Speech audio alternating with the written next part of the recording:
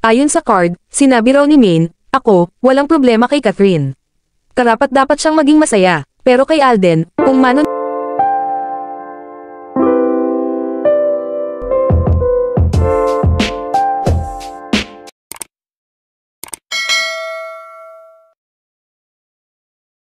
ang umiikot na quote card na nagtataglay umano ng pahayag ni Maine Mendoza tungkol sa romantikong tsismis sa pagitan nila ni Alden Richards ay naging paksa ng usapan nina Christy Furman, isang veteranong kolumnista, at ng kanyang mga co-host na sina Romel Chica at Wendell Alvarez. Sa kanilang programa, binasa ni Christy ang photocard na in-upload ng isang entertainment page. Ayon sa card, sinabi raw ni Maine, "Ako, walang problema kay Catherine. Karapat-dapat siyang maging masaya, pero kay Alden, kung manunuyo ka, panindigan mo. Gawin mong totoo. Huwag kang magpaasa." Tinanong ni Christy kung talaga bang maaaring sabihin ito ni Maine. Tugon ni Romel, "Oo, parang may halong pait nga ang dating niya." Nakakaloka. Pinayuhan ni Christy ang mga netizens na maging mapanuri at huwag basta-basta maniwala sa lahat ng nababasa online. Binigyang diin niya ang kahalagahan ng kritikal na pag-iisip sa pagpili ng paniniwalaan. Tandaan na ang mga fans ng love team nina Alden at Maine ay hindi natuwa sa pagiging malapit ni Alden kay Catherine. Hiling pa nga nila kay Catherine na lumayo kay Alden dahil sa paniniwala nilang kasal na ang aktor kay Maine. Sa katotohanan, kasal na si Maine kay Arjo Ataide at matagal na rin siyang tumigil sa pag-uusap tungkol kay Alden.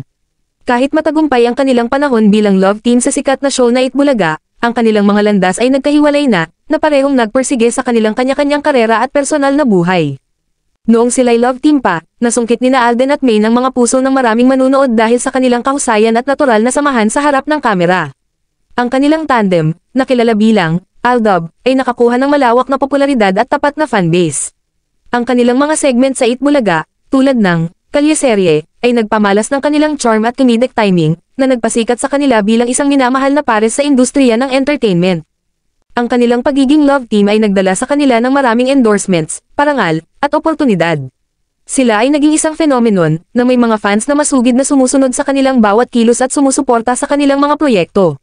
Ang fenomeno ng Aldab ay nagdulot ng malaking epekto sa telebisyon at social media sa Pilipinas, na nagpapakita ng lakas ng isang matatag na fanbase at ng impluensya ng digital platforms. Habang tumatagal, nagpasya sina Alden at Maine na tuklasin ang mga individual na proyekto at sundin ang kanilang sariling landas.